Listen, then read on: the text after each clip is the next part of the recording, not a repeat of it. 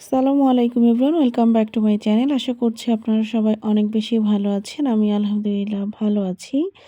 তো আজকে হচ্ছে গিয়ে মা বাড়ি থেকে বেশ কিছু জিনিস পাঠিয়েছে। এখানে ২ টা বস্তা আরও একটা ব্যাগ দেখতে পাচ্ছেন। তো এখানে মা আসলে জারিফের বাবার জন্য কিছু পিঠা তৈরি করে পাঠিয়েছিল। তো সেটা আমি সবার প্রথমে বের করে নিচ্ছিলাম। এখানে আরও আসলে টুকিটাকি অনেক জিনিস, সবকিছু আমি আসলে ডিটেলসে বলতেও পারবো না। যেগুলো ভিডিওতে দেখা যাবে সেগুলোই বলবো আর কি। তো এখানে আমাদের গাছের কিছু কলাও ছিল, আর এদিকে পিঠাটা বের করার সাথে সাথে আমরা খাওয়া শুরু করে দিয়েছিলাম। তো এই পিঠাটাকে আমাদের এলাকায় কাটা পাকান বলে। তো মা এখানে ২ ধরনের পাঠিয়েছিল, একটা একটু বেশি ভাজা আর একটু কম ভাজা, একটু নরম নরম আর কি।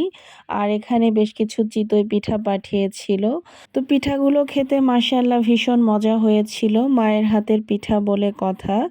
এখানে আরও বেশ কিছু কাঁচা মরিচ পাঠিয়েছে। এই মরিচগুলো অবশ্য বাজার থেকে কেনা, আমাদের বাড়িতে আসলে এই মরিচগুলো হয় না। আর এখানে বেশ কিছু ডাঁটা শাক পাঠিয়েছে মা, শাকটা খেতে ভীষণ মজার ছিল, সাথে একটা লাউ।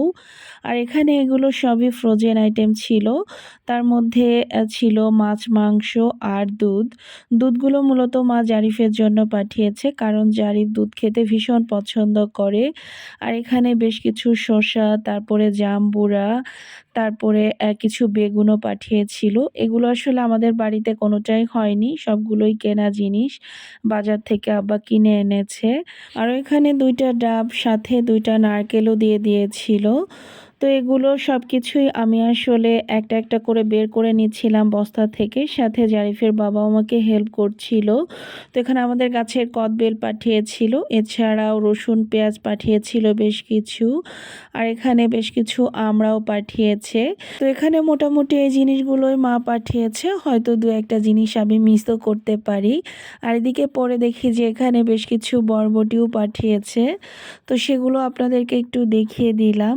আর এদিকে মা আরও কিছু ধনিয়া পাতাও পাঠিয়েছে। এই ধনিয়া পাতাগুলো আমাদের বাজারে কিনতে পাওয়া যায়।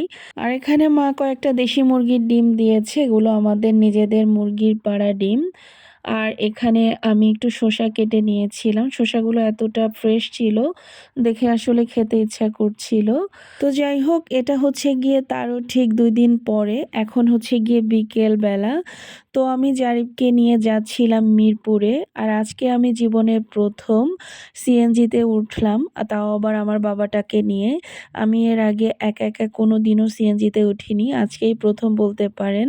আর যেহেতু আমার সাথে আমার বাবাটা ছিল, আমার আসলে ওরকম ভয়ও করছিল না। ও ছোট হলেও ও আমার কাছে অনেক বড় একটা নির্ভরশীলতার জায়গা হয়ে গিয়েছে এখন, আলহামদুলিল্লাহ। তো আমি আসলে মিরপুরে আমার বড় আপার বাসায় এসেছিলাম। বড় আপার ছেলে, ও আসলে হঠাৎ করে দেশের বাহিরে চলে যাচ্ছে। তো মেইনলি ওর সাথে দেখা করার জন্য এসেছিলাম। ও হচ্ছে গিয়ে আমাদের সবার প্রথম ভাগিনা। ওর প্রতি আমাদের আসলে সবারই অন্যরকম একটা মায়া। তো যাই হোক, সন্ধ্যার পরে আমরা সবাই মিলে নিচে নেমে গিয়েছি স্ট্রিট ফুডগুলো ট্রাই করার জন্য। তো দেখতেই পাচ্ছেন, সবার প্রথমে এখানে আমরা চিতই পিঠা ভর্তা দিয়ে খাওয়া শুরু করেছি। দেন এদিকে আবার আপা দৌড়ে গিয়ে বেশ কিছু বেগুনি নিয়ে চলে আসলো। তো গরম গরম বেগুনি খাওয়ার মজাই আলাদা। এরপরে আমরা শুরু করে দিলাম ফুচকা খাওয়া, দেন চটপটি। আমরা আসলে কোনো কিছুই অনেক বেশি নিচ্ছিলাম না, তার কারণ হচ্ছে গিয়ে কোনো জিনিস একবারে বেশি খেয়ে ফেললে তো সবকিছু ট্রাই করতে পারবো না। তাই আমরা সবকিছু অল্প অল্প করে নিয়ে ট্রাই করছিলাম। তারপরেও আমাদের পেট একদম ফুল হয়ে গিয়েছিল, কারণ আমরা অনেক কিছু খেয়েছিলাম। তো তারপরে আমরা ওখানকার একটা রেস্টুরেন্ট থেকে বাচ্চাদের জন্য একটা নাচোস নিয়ে দেন বাসায় চলে আসি। তো আপাদের বাসায় ওইদিন আমি আর রাতে ছিলাম না, ওইদিন আমি জারিফের বাবার সাথে করে আমার ননাসের বাসায় গিয়েছিলাম। আর এটা হচ্ছে গিয়ে তার পরের দিন সকালবেলা। জারিফের বাবা আসলে আমাদের বাসার নিচে দিতে এসেছে, আর আমরা অনেক সকালেই রওনা দিয়েছিলাম। তো বাসার নিচে এসে আমাদের বাসার নিচের হোটেল থেকে সকালের নাস্তাটা করে নিচ্ছিলাম। তো এখানে আমরা নেহারি, সবজি, রুটি, চা এগুলোই খেয়েছিলাম। তো আমার আজকের ভিডিওটা আপনাদের কাছে কেমন লাগলো অবশ্যই কিন্তু কমেন্ট করে জানাবেন।